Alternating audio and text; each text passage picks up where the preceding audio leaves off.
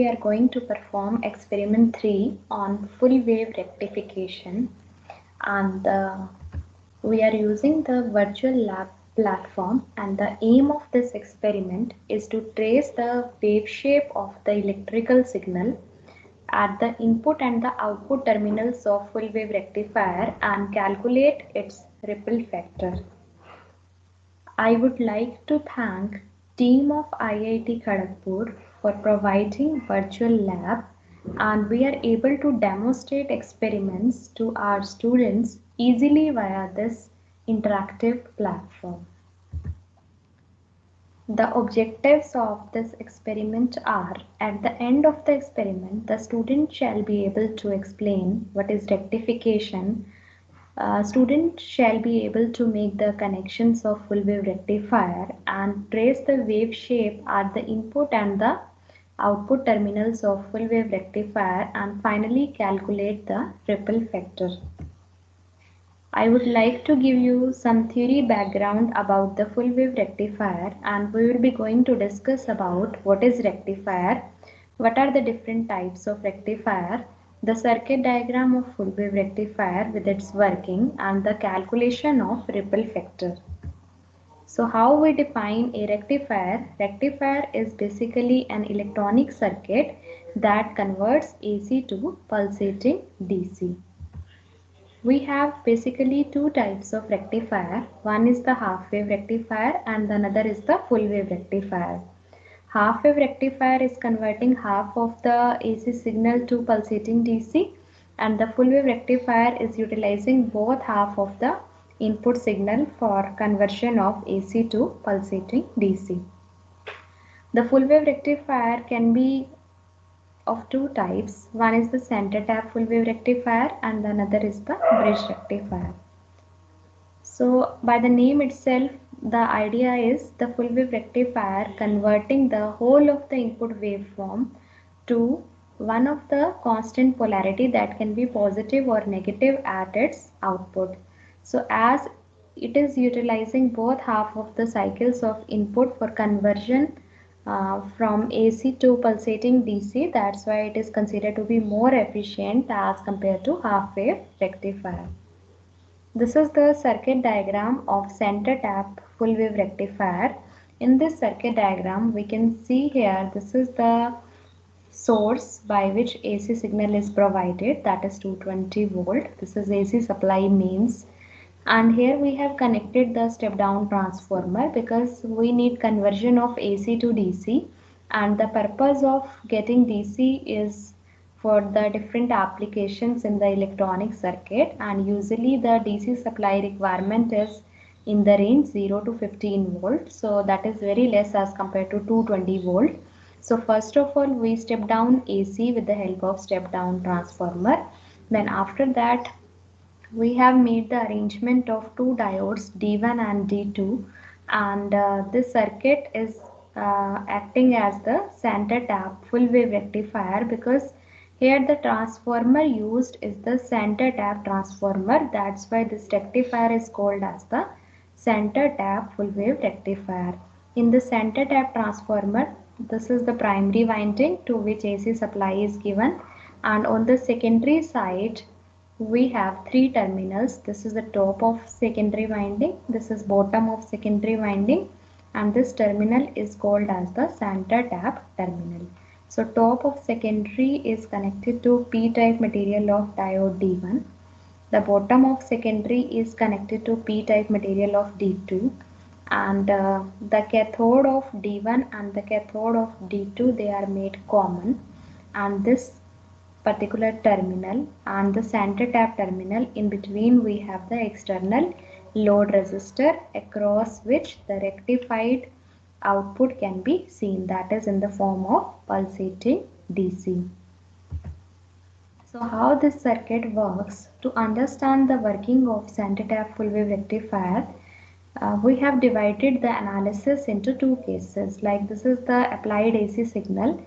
AC signal consists of two half cycles. This portion is called as the positive half cycle and this portion is called as the negative half cycle. So analysis is divided into two cases.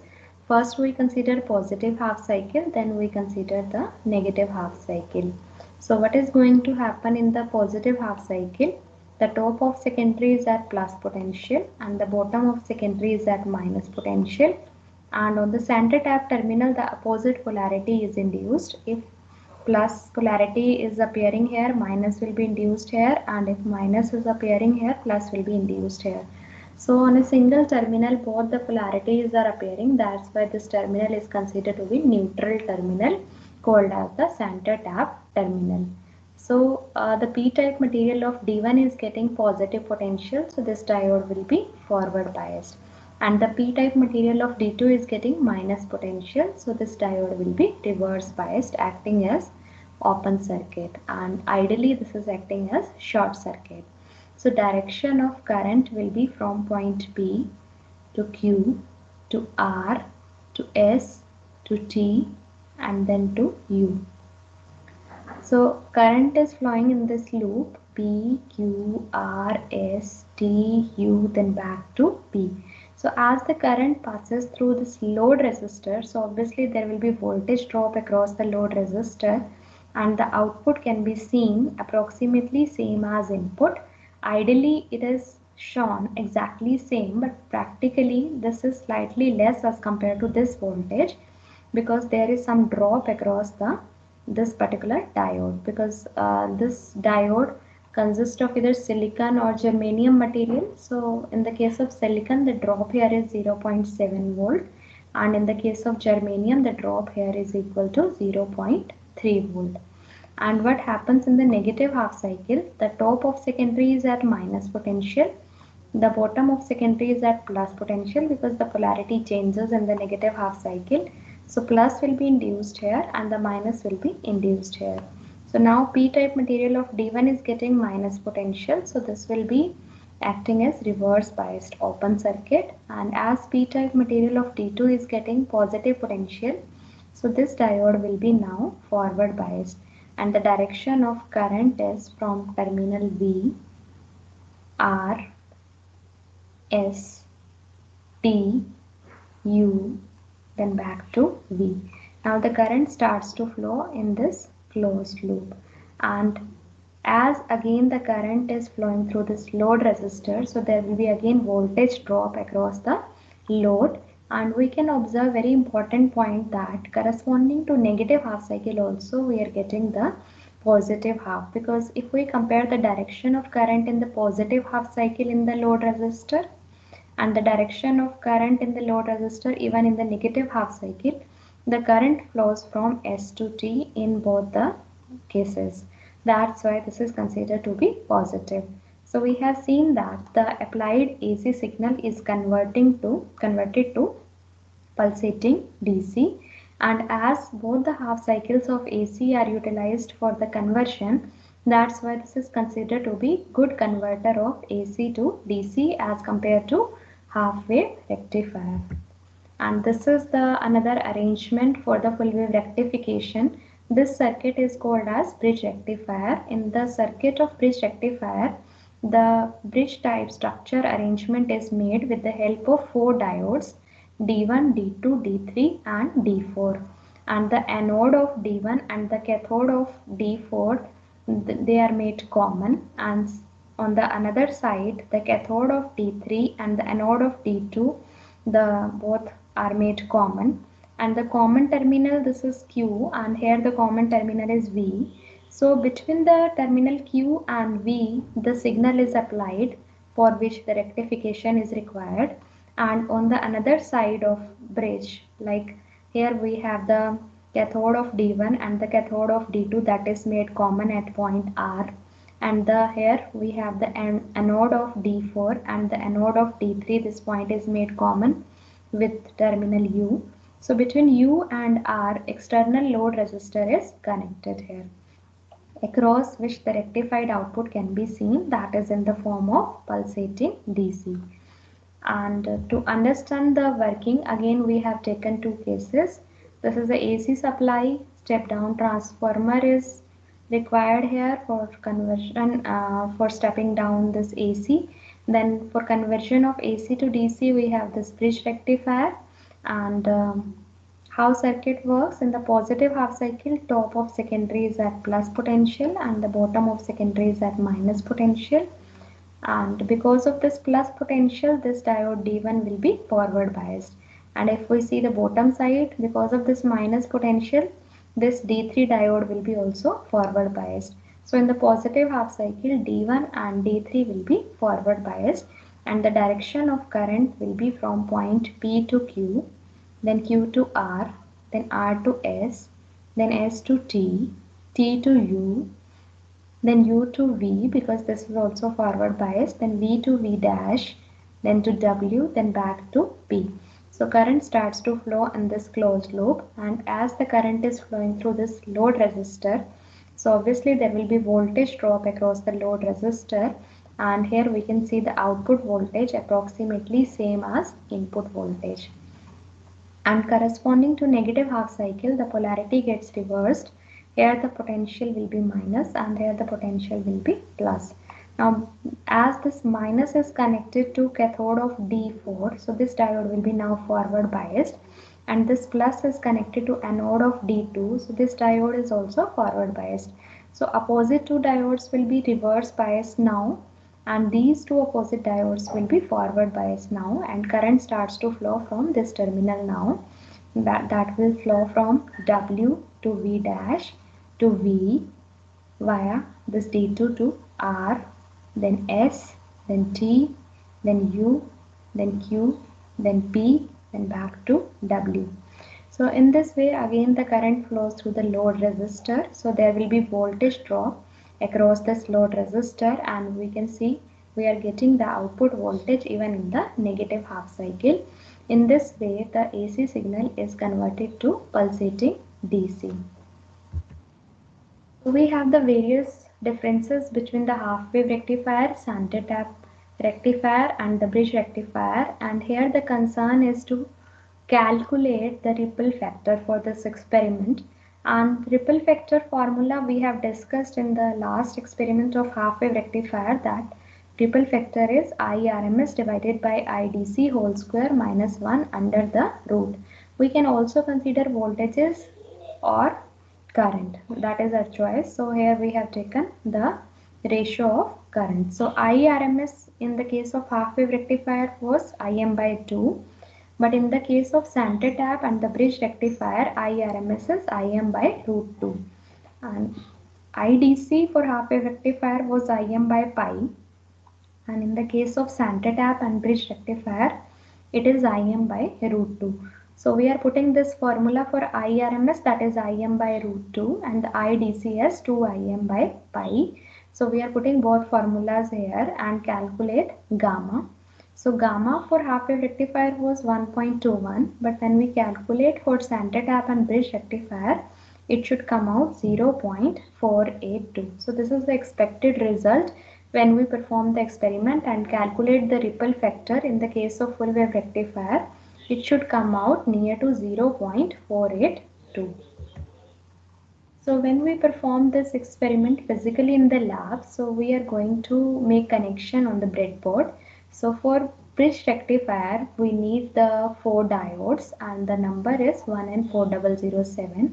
We need step down transformer, external load resistor of 1 kilo ohm, breadboard for making connection with the help of connecting wires, and to display the input and output waveform we need CRO. And this is the circuit diagram we have discussed. As per this circuit diagram we need to make the connections. So as we are performing this experiment via virtual lab environment, so we are discussing the steps to perform the experiment.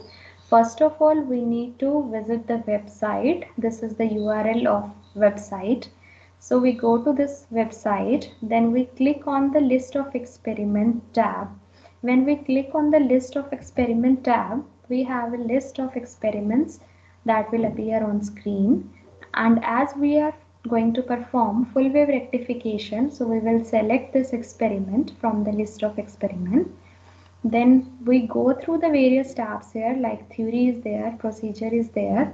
So first of all we need to go through the theory of experiment, And already in this lecture we have discussed about the theory of full wave rectifier. The student can also go through the theory given here on the site. Then after that the step-by-step procedure is there. So we need to read the procedure of experiment step by step. Then we go to simulation tab, and in the simulation tab we have two parts. One is we are going to simulate the full wave rectifier, and secondly we need to understand the connection through which the circuit can be made. Then we select the simulation. In the last experiment we have done the simulation for half wave rectifier. So here we will change the we need to select the simulation for full wave rectifier. So when we select the simulation of full wave rectifier, this window will appear on the screen. Then we can click on the instruction tab, and the step-by-step instructions, that is the procedure, that will be displayed on the screen, and we can go for the simulation as per the guided instructions.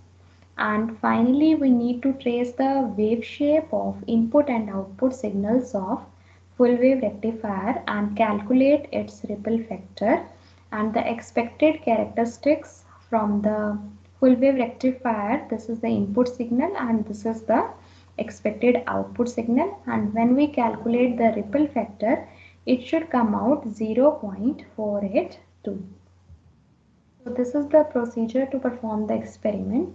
First of all, we need to set the resistor value, external load resistance.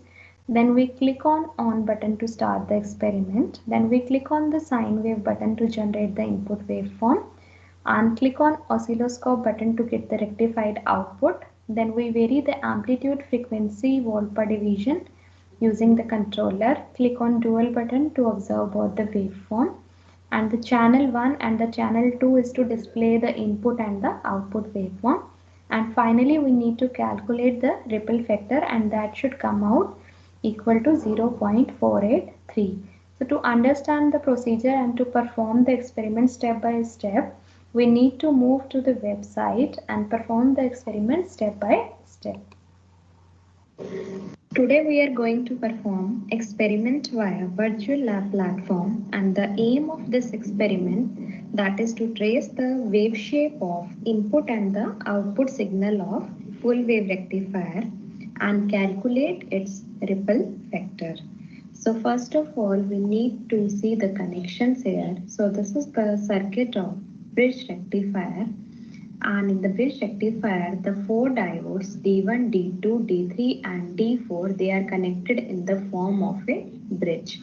So here we can see that the anode of D1 and the cathode of D3, they are connected together, and the cathode of D2 and the anode of D4, they are connected together.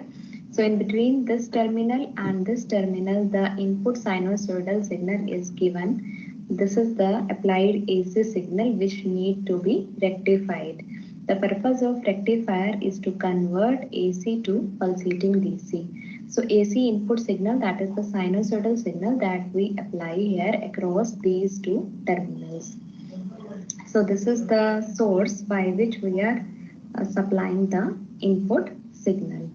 And the cathode of D1 and D4, they are taken common. So we take this terminal, and the another terminal, that is the anode of D3 and D2, that is taken common. So this is one terminal, this is the another terminal. In between these two terminals the external load resistor is connected here. So these are the connections, and the output rectified signal, that is the pulsating DC, that can be seen across the load resistor. That's why the oscilloscope is connected here to observe the output waveform. So as per the procedure we need to follow certain steps. So first step is, first of all we need to set the value of the load resistor. So we can change the value of load resistor from this knob. So we increase this and we can observe here the value is changing here. So this is 500 ohm, and if we further increase, so we can go up to 1000 ohms. So we can set the value of load resistor as 1000 ohms, that is 1 kilo ohm. Then as per the second step, we need to click on this on button to start the experiment. Then after that, the third step is we double click on this sine wave so that the sinusoidal input signal that is provided to this bridge rectifier. So we double click on this and we can see here this is the applied sinusoidal signal that is provided to this bridge rectifier, and it is the property of diode, that is the unidirectional conducting property, which is utilized for the full wave rectification. So this bridge rectifier is converting the applied AC signal to pulsating DC across RL. So next step here is we click on this oscilloscope and observe the rectified output waveform at the CRO. So we notice that the applied input signal that is seen at channel 1 and the rectified output signal that is pulsating DC that is seen at channel 2. So basically this is the display screen of CRO. CRO stands for cathode ray oscilloscope. So here is the screen to display the waveform. So purpose of CRO, that is to observe the signal. So here we are observing two signals. One is the applied sinusoidal signal and the another is the rectified output signal. So here we have the two-dimensional grid, and this grid is with the dimension 8 cross 10. We can see here the vertical grid, this is having total 8 major divisions, and if we move across the horizontal axis, we can see here total 10 major divisions are there, and each major division that is divided into 5 minor divisions. We can see here this one square, this is representing the one division, that is one major division, and one major division that is scaled into 5 parts, 1, 2, 3, 4 and 5. So these 5 parts are the minor divisions, and the purpose of scaling the major division to minor division, that is to improve the precision. And the horizontal axis is representing the time, and the vertical axis, this is representing the amplitude. So here we have the plot between the amplitude and the time, or you can say frequency, and here we have the control panel, and in the control panel we can see here volt per division for channel 1 and the volt per division for the channel 2. So purpose of this volt per division is to zoom in or out along the y-axis. So we can zoom in or out the waveform displayed here, that is along the y-axis. And we can also see here the time per division, and the purpose of time per division, that is again to zoom in or out, but that is along the x-axis. And here we can also see the position y of channel 1 and the position y of channel 2 and the position x common for channel 1 and channel 2. So by changing this knob either in the upward direction or in the downward direction, we can shift this waveform in either in the upward direction or in the downward direction. That is, we can move this waveform along y-axis, and with the help of this position x, we can move this waveform along x-axis. And here we have the frequency and the amplitude display for the signal. So frequency here is the 1000 Hertz and the amplitude here is 1 volt. So how to calculate amplitude and frequency of signal? We can see here this waveform, like if we observe the channel 1. So channel 1 is the applied sinusoidal signal. Now let's say we need to measure the amplitude of this sinusoidal signal. So this is the peak value of signal. And from ground, if we measure the peak value of signal, so this is covering one complete major division along the y-axis, because y-axis is representing amplitude. So from ground to this point, this is covering one major division, and if we observe in the channel 1, the volt per division is equal to 1. So formula to calculate the voltage or amplitude is, we need to see volt per division, and we need to calculate the number of division covering the peak value. So we need to multiply both, like volt per division into number of division, that is equal to voltage. So volt per division is 1. The number of division is also 1. So volt per division into division, that is equal to voltage. So volt per division is 1. The number of division is also 1. So 1 into 1 is 1. So amplitude here is 1 volt. Now let's say we need to calculate the frequency of signal. For calculating the frequency of signal, we have here time per division, and we need to see the horizontal axis for time. So if we need to measure the frequency of signal, so for calculation of frequency, we need to see one positive half and the one negative half of the signal. So one positive half and the one negative half of the signal is covering how many major divisions here? This is 1, 2, 3, 4, 5. The 5 major divisions are required for the positive half, and 1, 2, 3, 4, 5. 5 major divisions are required for covering the negative half. And after that, the waveform will repeat itself. So frequency is measured by taking one positive half and one negative half of the signal. So this is covering total 10 divisions. The time per division here is 0.1 millisecond, and the number of divisions here are 10. So time per division, that is 0.1, is multiplied by number of divisions, that is 10. So 0.1 into 10 will be equal to 1 millisecond. So we have calculated the time of the signal as 1 millisecond, and when we calculate the frequency of signal, that is the reciprocal of time. So if time is 1 millisecond, so 1 upon 1 is going to remain 1, but the reciprocal of millisecond, that will be milli is 10 to the power minus 3, and when we take the reciprocal of that, that will be 1000. So frequency measured for the signal is 1000 hertz, and the amplitude of signal is 1 volt. So based on this, we can calculate the ripple factor, and the ripple factor formula here is, that is VAC, that is the rippled voltage divided by DC voltage, and the ripple voltage formula is Vrms square minus Vdc square under the root. So this we can put here to calculate ripple factor, or when we solve it further, we get the formula of ripple factor as Vrms divided by Vdc whole square minus 1 whole under the root. And in the full wave rectifier, Vrms is Vm by root 2 and Vdc is 2 Vm by pi. And Vm we have calculated, Vm is the peak value of signal, that is the amplitude, that is 1 volt. So we can put here Vm as 1 volt and calculate Vrms by this formula.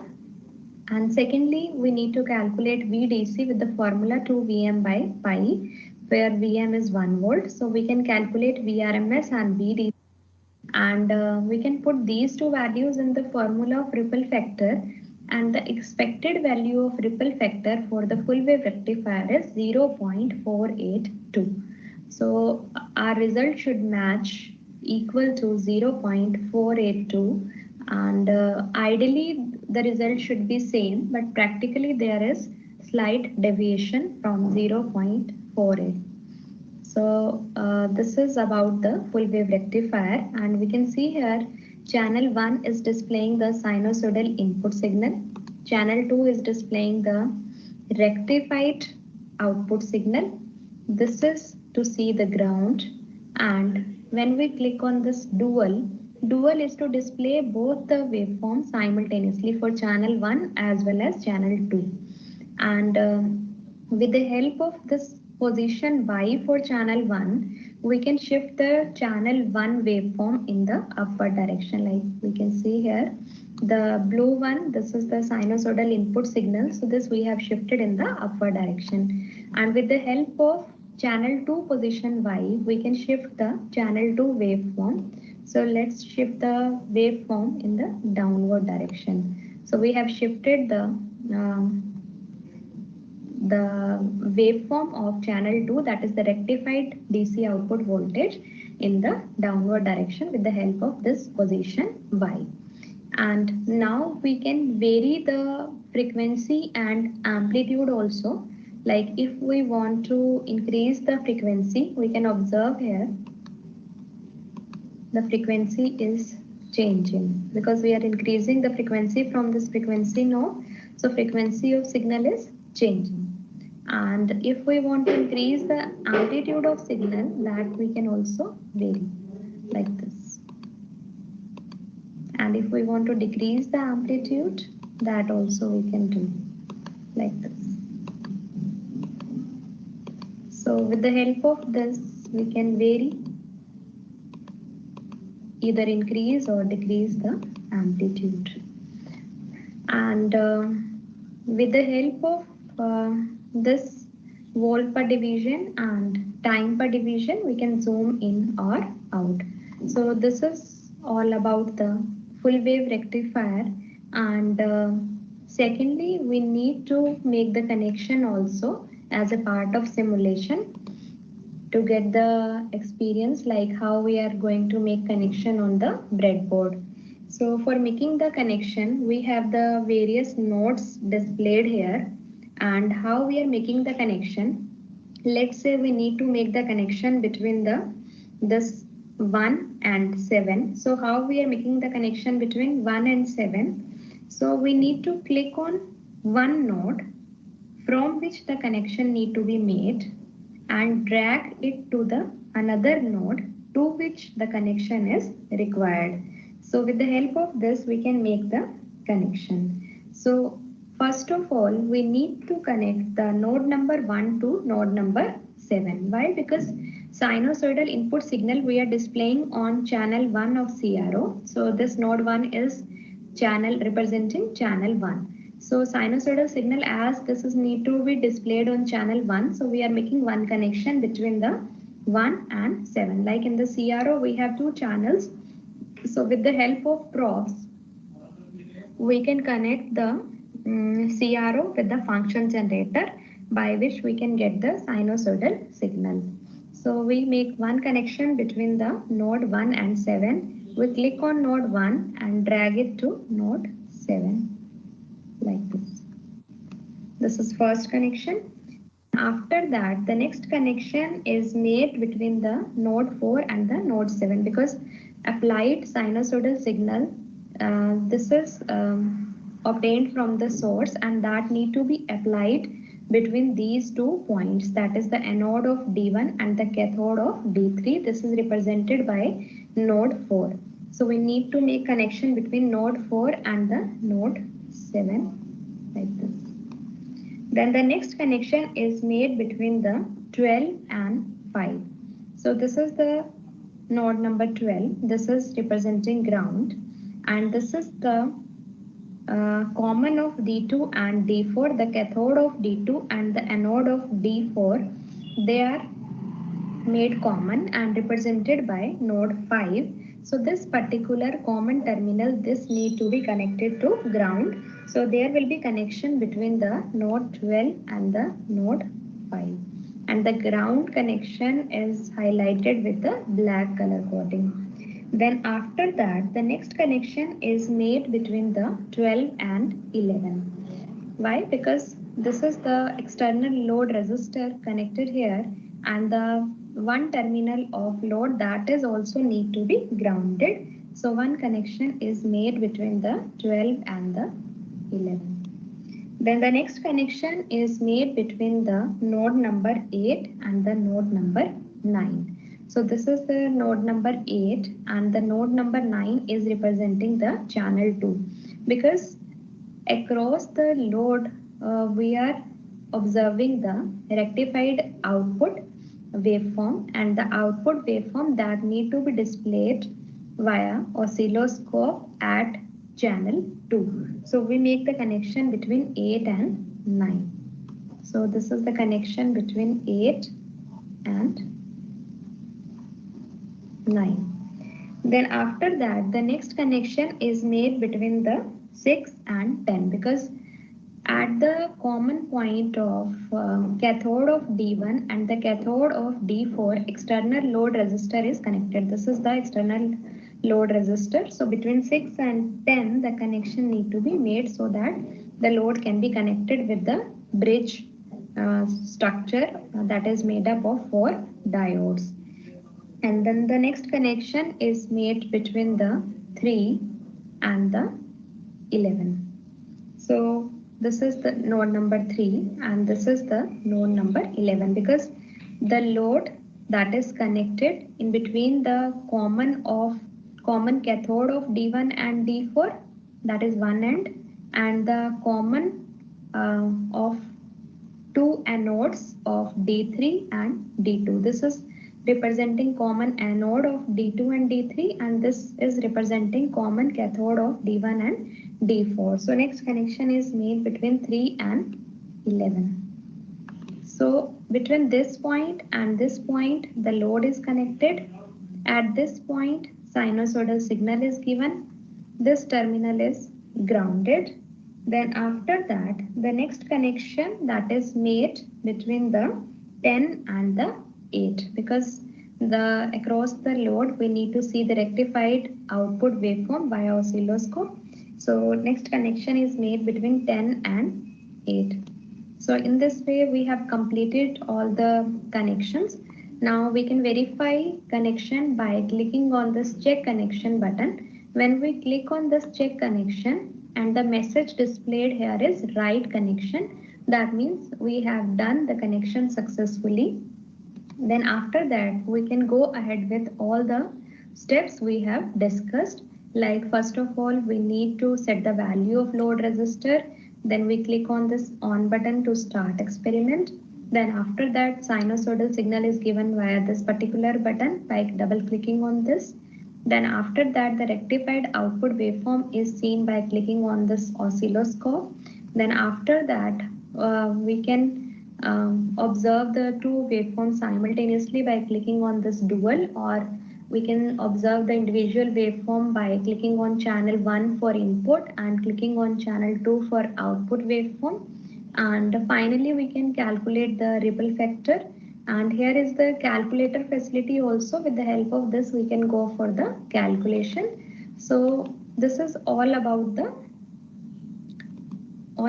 experiment of full wave rectifier via virtual lab environment.